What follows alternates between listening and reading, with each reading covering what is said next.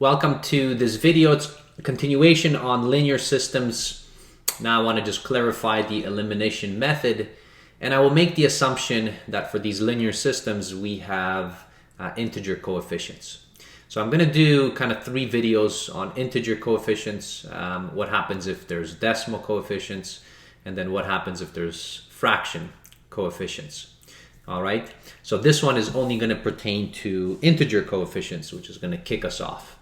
Now, the linear systems basically means that you have 2 equations, 2 unknowns. So the equations are just lines. Now, I have talked about these linear systems before, and I do recommend that you watch a video possibly on the substitution method. All right, so I'm going to post a link in case you want to see that.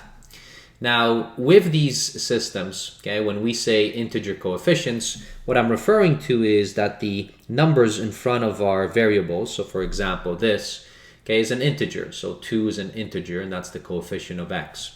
The coefficient of y here would have been -1. Okay, on the other line, you have the coefficient of 4. So, and then on the y, you have +3. So I'm going to assume that all of these are integer coefficients. It's kind of the easiest case to deal with. And if you want to watch the decimal and then the fraction coefficients, you can continue watching on my channel, and then you'll find those. All right, so I'll put a link up to the decimal coefficients up above there. Okay, so you'll see that. And then when you're watching the decimals, okay, so after watching those, if you want to see the fraction coefficients, once I finish the video, I'll put a link up above again. All right, so let's take a look at here. So I have 2 equations, 2 unknowns. So what's the trick? Now, when you're doing the elimination method, what you want to be able to do is, first, you want to be able to line up such that you have basically your x's are lining up. All right, like this. Then you have your coefficients in front, and then your y's are going to be lining up. So these ones are a little bit on a slant, but you have those coefficients there as well. And your ultimate goal is to be able to eliminate one of the variables so that you can solve for the other one. So remember, our goal is ultimately to solve for x and to solve for y, which is going to be a point somewhere, because these are just 2 lines. And that point might be the point of intersection. Now, they don't always intersect. Sometimes you have parallel lines, so you'll find that there's no solution. Or sometimes the lines are on top of each other, where the solution is actually the entire line. All right, and I talked about that in the substitution video that I pointed out, okay, in that first link. So here are coefficients on the x. So I'm going to kind of first tell you when we're going to eliminate these coefficients on the x. So I have 2 and then I have 4. So those are my coefficients. So I have a 2 and then I have a 4. In order to eliminate them, you're going to be either adding or subtracting these. Now, if I add them, it's going to be 2 plus 4, which is 6. If I subtract them, it's going to be 2 minus 4, which is minus 2. So it's not going to eliminate anything for me. When I say eliminate, I want to have 0. All right, because 0 times x is going to be just 0, and that's the goal. So how do I do that? Well, it turns out that one of the easier methods is that you simply take your coefficients. So in this case, it's 2 and 4. And what you're going to do is you're going to find the lowest common multiple. If you forgot about the lowest common multiple and how to find it, again, I'll put a link up above. It'll be the last link here. And in that video, I describe, okay, lowest common multiple. It's something you should have covered in elementary school. So the lowest common multiple between 2 and 4 is 4. All right. So this one is not very difficult to find. Okay. So because it's 4, so notice I'm going to have to multiply this by 2 and then multiply this just by 1. So I'm not going to do anything. Now, those multiplying factors, so the 2 and the 1, what you want to be able to do is you want to take, okay, and then multiply. So let me erase this, or at least move it down. You want to be able to multiply, okay, this entire line by 2. So you're going to be multiplying this whole thing. And then you're going to be multiplying this by 1. Now, by 1 won't change anything for us. So this will just simply multiply the line by 2, but it's not going to change the line for us. So my coefficients, if I multiply by 2, so here if I multiply everything by 2, and you have to do both left-hand side and right-hand side, I would get 4x minus 2y is equal to 6. All right, so that's how my line has kind of changed in its coefficients. If I do that to the second one, so if I do it right here, well, then nothing will happen because I literally just have multiplication by 1. Now, what has this done? All right, so changing this to the lowest common multiple. What has it done is that these coefficients are now the same. So now I can either add them or subtract them to eliminate them. So now if I add 4 plus 4, it's going to give me 8, so it's not going to eliminate anything. But if I subtract, I'm going to get 4x minus 4x, which is going to give me 0.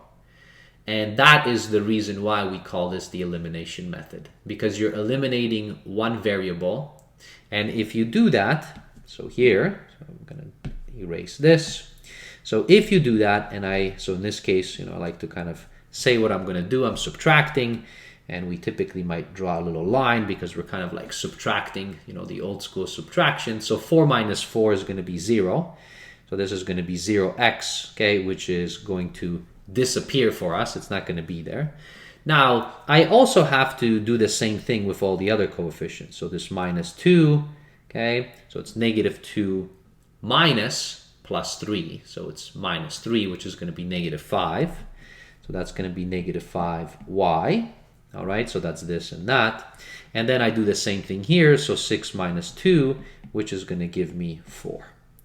And this is gone. It's eliminated because 4x minus 4x is just 0. And notice what happens. Now you only have one variable, which you can easily solve for, because I can divide both sides by negative 5. So that will cancel. So you have y is equal to negative 4 over 5. And that's your answer for y. Now, once you know what y is, you can substitute y into one of the original equations, either this one or either that one. Okay, it's up to you. So for instance, okay, if I substitute it back into the original equations, so let's say to the first one, so it would have been 2x minus, now this is negative 4 over 5 equals to 3.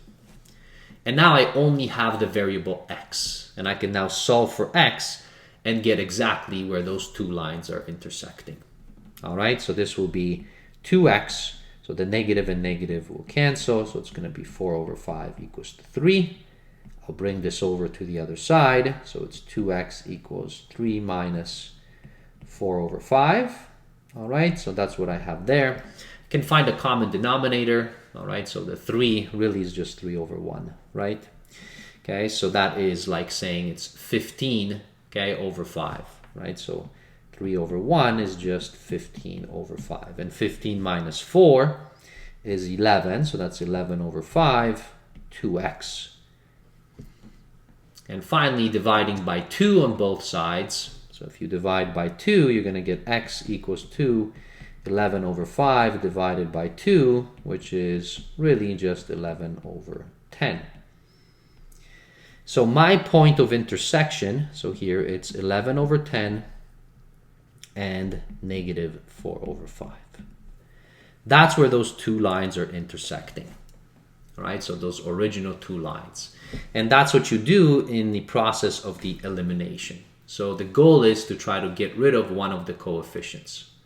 Now you might say, why did you get rid of the coefficient of x? Why didn't you just do coefficient of the y? And the answer is, it actually doesn't matter. You do whichever one is convenient for you. All right, so then once you do that, you solve for the variable and then you can substitute it back in. So the key thing is to just remember, when there's just integers, just find the lowest common multiple and then accordingly multiply both the two lines and then eliminate as necessary. All right, so let's do one more example. So I have this example right here.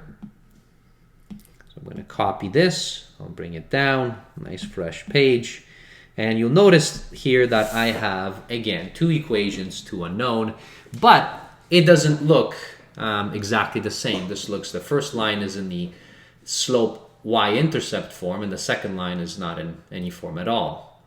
So if you do see this with equations, you can always remember that you can rearrange this so it looks exactly how you want it. Meaning, okay, you want to have the coefficients of x, coefficients of y, and then everything else on the right-hand side, so your numbers. So here, if I take the first line, so this one right here, I'll bring the x kind of over on the other side. So I'm going to get negative 3x plus y is equal to 5.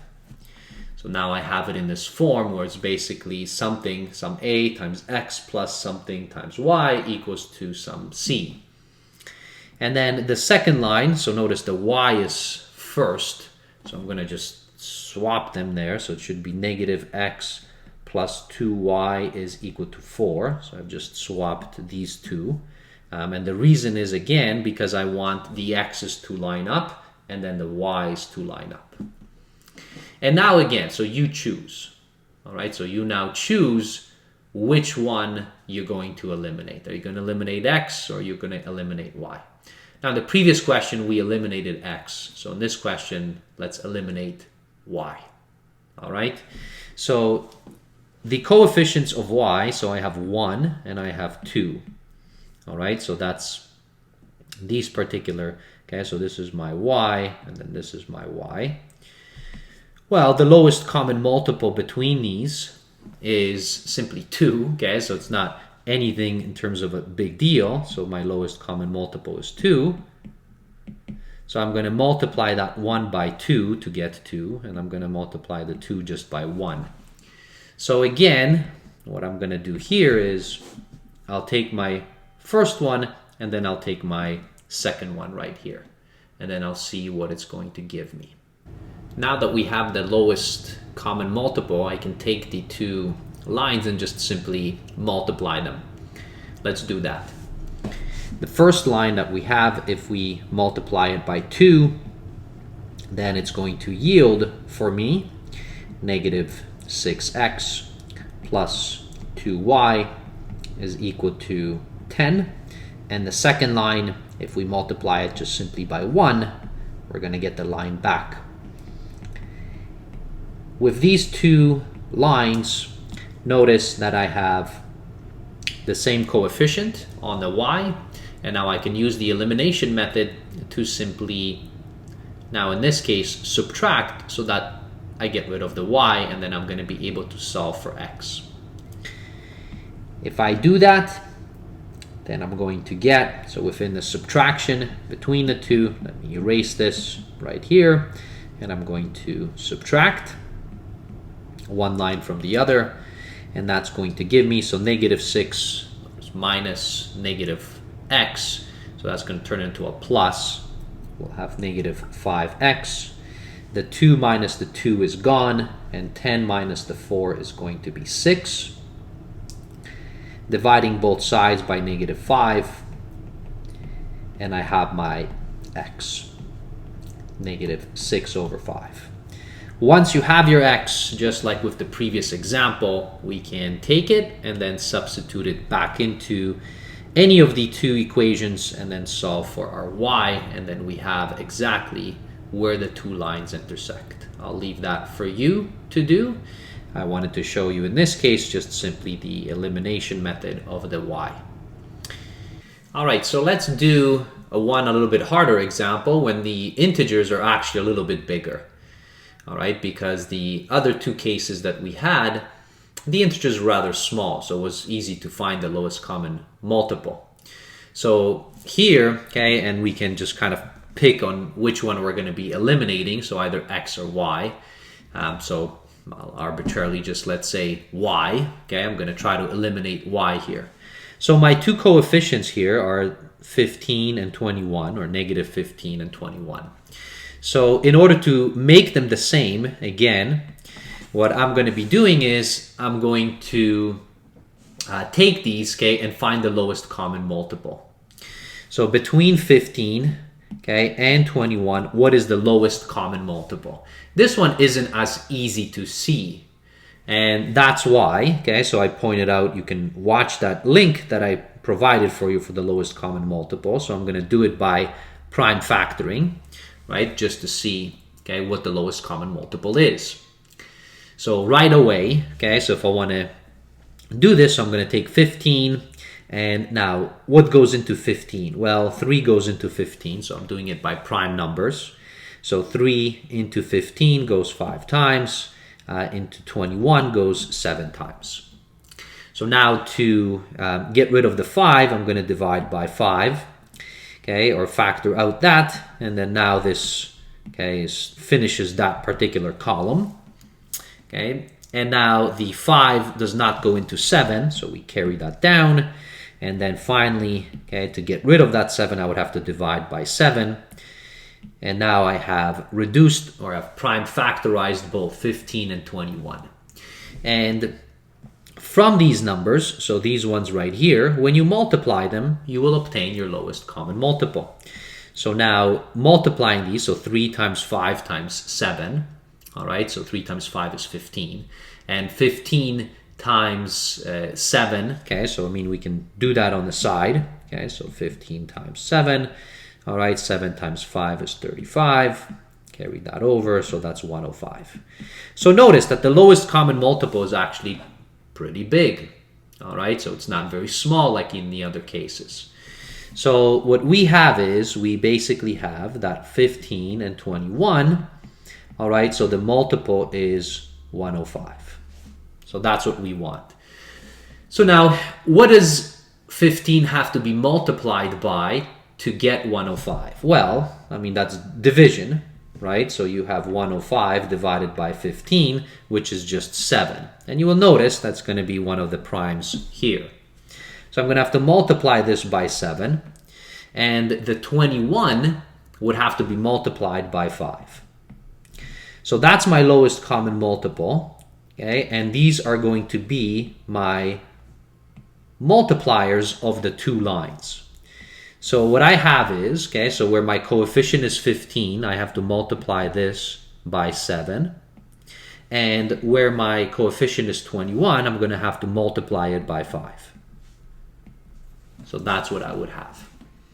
And now, so that means I have to distribute this across. And yes, it's annoying, right? Because it's going to start getting bigger and bigger for us. So for example, 7 times 12, well, 7 times 10 is 70 times 2, so that's 84. So this is going to be 84x.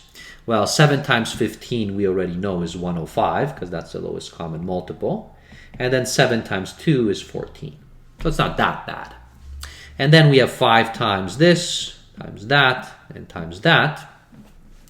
So 5 times 25, that's 125x. And then, so that's going to be plus 105. Y is equal to 100. Okay, so that's what I have. Let me bring this down.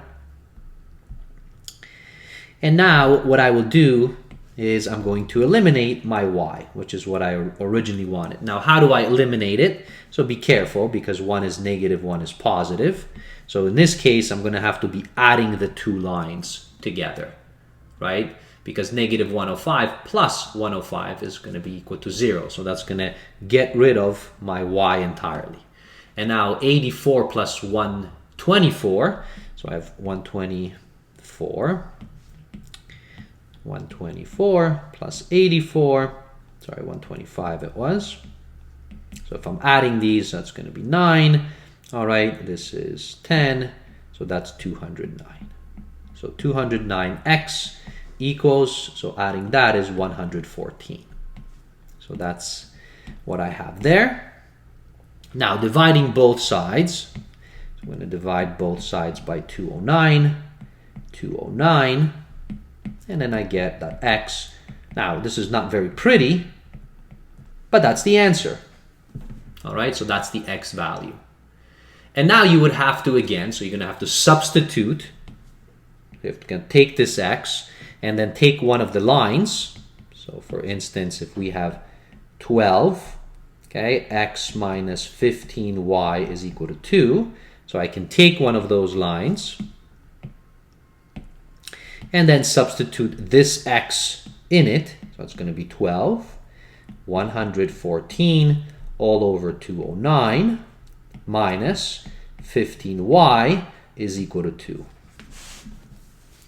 Okay, and now you would have to solve this for y in order to obtain your answer and exactly where those two lines intersect. So this is just substitution. Now, if someone gives you something like this, it would be a mean question because the fraction is rather big. But I wanted to give you this to kind of show you that the elimination method, it's not just for smaller cases. I mean, it's kind of useful, but you can use the elimination method, okay, for any. And the key trick is that lowest common multiple to get rid of, okay, whatever variable you do not want. All right, so I'll stop it here. I mean, for anybody else, I guess you can put in the comments what the value of y actually was. You can keep it in reduced form, and that's how you would do it. All right, okay, so thanks for watching. I know it's a little bit longer video, but I wanted to provide these examples for you. Okay, see you in a future one. Bye, everybody.